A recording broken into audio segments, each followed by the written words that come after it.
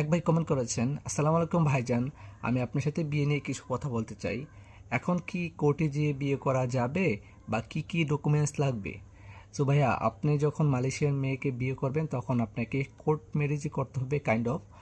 আর হচ্ছে আপনার যা যা ডকুমেন্টস লাগবে, আপনি যখন মালয়েশিয়াতে থেকে বাংলাদেশে এসে বিয়ে করবেন তাহলে আপনার মাস্ট বি আপনার পারমিশন কাবিন লাগবে।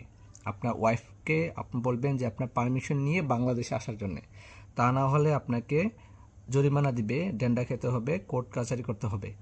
এটা হচ্ছে ফার্স্ট স্টেপ। আর পারমিশন নিতে হলে কি কি ডকুমেন্টস লাগবে সেগুলো অন্য একটা ভিডিওতে আমি আপনাদেরকে জানাবো, বা আপনারা জাউইতে যাবেন, জাউইতে গেলে আপনাদেরকে সবগুলো ডিটেলসে ওরা জানিয়ে দিবে যে কি কি ডকুমেন্টস লাগবে।